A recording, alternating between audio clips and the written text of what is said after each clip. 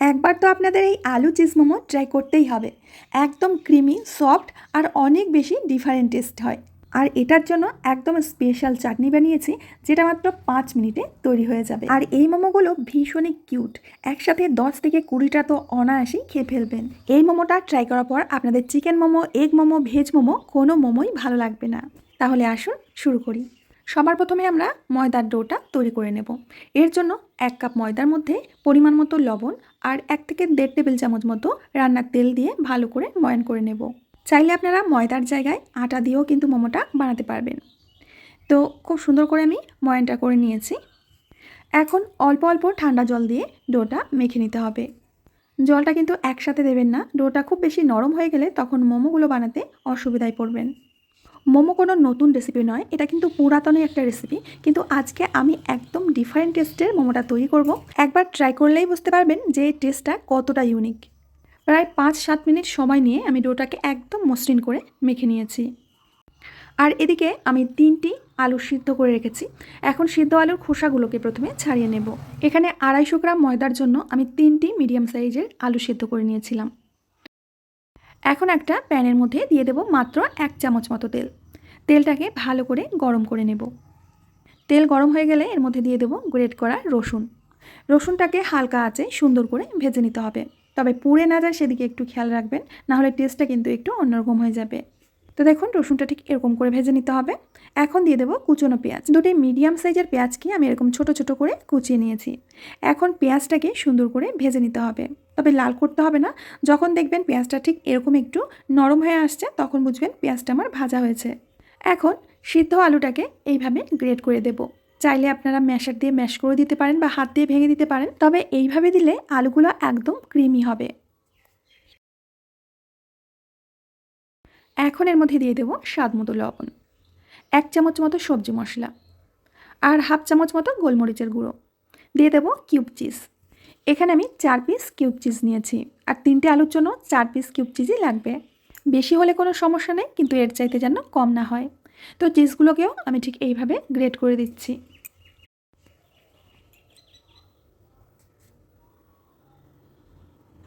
এখন সব কিছু ভালো করে মিশিয়ে নেব। মোটামুটি ৩ থেকে ৪ মিনিট মতো এইভাবে রান্না করে নিতে হবে। সবশেষে দিয়ে দেব ধনেপাতা কুচি। এখন এগুলোকেও খুব ভালো করে মিশিয়ে নেব।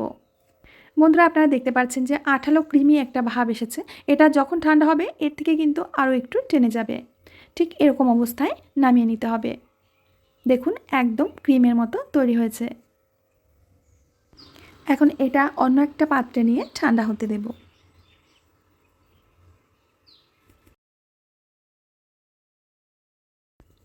এদিকে ময়দার ডোটাও কিন্তু সেট হয়ে গিয়েছে। আবারও একটু মেখে নেব। আর ডোটা একেবারে সুন্দর করে সফট করে মেখে নেবেন, তাহলে মোমোর শেপগুলো দিতে সুবিধা হবে। এখন এখান থেকে বড় বড় করে আমি 3টি লেচি কেটে নিচ্ছি।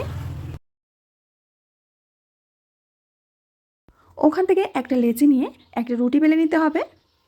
রুটিটা একটু পাতলা করে বেলবেন, মোটা করে বেলবেন না। আমার প্রিয় বন্ধুরা, আশা করছি আজকের রেসিপিটা আপনাদের অনেক অনেক পছন্দ হবে। তো যদি ভালো লাগে অবশ্যই প্লিজ একটা লাইক করবেন, আর কমেন্টে আমাকে জানাবেন রেসিপিটা আপনাদের কেমন লেগেছে। রুটিটা আমি বেশ পাতলা করে বেলে নিয়ে এখন ঠিক এরকম একটা ছোট্ট বাটি দিয়ে কেটে নেব। তাহলে কি হবে, প্রত্যেকটা মোমোর শেপ একই রকম হবে। আমি ছোট ছোট করে বানাচ্ছি, এর জন্য আপনাদেরও যে ছোট ছোট করে বানাতে হবে এর কোনো মানে নেই, আপনারা একটু বড় সাইজেরও বানিয়ে নিতে পারেন। তো ব্যাস সবগুলো আমি কেটে নিয়েছি। এখন এক্সট্রা পার্টটা আমি তুলে ফেলছি। এখন আপনাদের একটা মোমো আমি তৈরি করে দেখাচ্ছি। হাতের মধ্যে রুটিটা ঠিক এইভাবে নিয়ে এখান থেকে একটুখানি পুর নিয়ে নেবেন। এবার আমি মোমোর শেপটা কিভাবে দিচ্ছি আপনারা দেখলেই বুঝতে পারবেন। এটাই কিন্তু মোমোর সব থেকে সহজ একটা শেপ। মোমোর অনেকগুলো ডিজাইন আছে, তার মধ্যে এই ডিজাইনটা আমার বেশ পছন্দের, তাই আমি এই ডিজাইনটা আপনাদের সাথে শেয়ার করলাম। আর বেশিরভাগ ক্ষেত্রেই রেস্টুরেন্ট, ধাবা যেখানেই খাবেন ঠিক এরকম ডিজাইনেরই থাকে মোমোগুলো। তো আমি আরও একটা আপনাদের দেখিয়ে দিচ্ছি। একটু খেয়াল করলেই বুঝতে পারবেন ডিজাইনটা ঠিক কীভাবে করতে হবে। দেখুন, প্রথমে ঠিক এরকম চাপ দিতে হবে, তারপরে ডান দিক বাঁ দিক, ডান দিক বাঁ দিক করে মোমোর ডিজাইনটা করে নিতে হবে। একদম সহজ। দেখুন, আরও একটি মোমো আমি তৈরি করে নিয়েছি। আর একে একে বেশ অনেকগুলো মোমো আমি তৈরি করেছি। এবার একটা ছিদ্র থালার মধ্যে আমি তেল ব্রাশ করে নিয়েছি। ব্রাশ আমি আগেই করে নিয়েছিলাম। এবার এর মধ্যে মোমোগুলো সাজিয়ে দিয়ে ওপর থেকে একটু তেল ব্রাশ করে দেব। এতে করে মোমোগুলো সফট হবে, দেখতেও সুন্দর লাগবে। অন্যদিকে কড়াইতে আমি জল গরম হতে দিয়েছিলাম। এবার মোমোর থালাটা বসিয়ে দিচ্ছি। ঢাকা দিয়ে 10 মিনিট ভাপিয়ে নেব। এবার ওই প্যানের মধ্যে 1 চামচ মতো বাটার দিয়ে দিয়েছি। বাটারটাকে গলিয়ে নিয়ে এর মধ্যে দিয়ে দেব বেশ কয়েক কোয়া রসুন, 2টো শুকনো লঙ্কা। এগুলোকে একটু ফ্রাই করে নেব। এই চিজ মোমোর সাথে চাটনিটা খেতে কিন্তু দারুণ লাগে। রসুনগুলো এরকম একটু হালকা বাদামি হয়ে গেলে দিয়ে দেব 2 চামচ সাদা তেল। ভালো করে নেড়েচেড়ে হালকা আঁচে ভেজে নিতে হবে। তেলগুলো যেন কোনোভাবেই পুড়ে না যায়, সেদিকে একটু খেয়াল রাখবে। এবার দিয়ে দেবো 2টো কেটে রাখা টমেটো। ভালো করে একটু নেড়েচেড়ে একটু নরম করে নেব। এখন এর মধ্যে দিয়ে দেবো স্বাদ মতো লবণ। ভালো করে আবারও একটু নাড়াচাড়া করে টমেটোগুলো ঠিক এরকম যখন একটু নরম হয়ে আসবে তখন দিয়ে দেবো 1/2 কাপ মতো জল। এবার ঢাকা চাপা দিয়ে 2 থেকে 3 মিনিট মিডিয়াম আঁচে এটাকে হতে দেব। প্রায় 3 মিনিট পর ঢাকনাটা খুলে নিচ্ছি, আর জলটা কিন্তু পুরোটাই শুকিয়ে গেছে, আর টমেটো রসুন সব কিছুই সিদ্ধ হয়ে গেছে।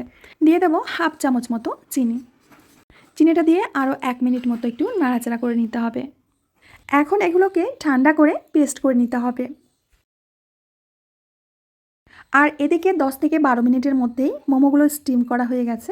এখন নামিয়ে নেব।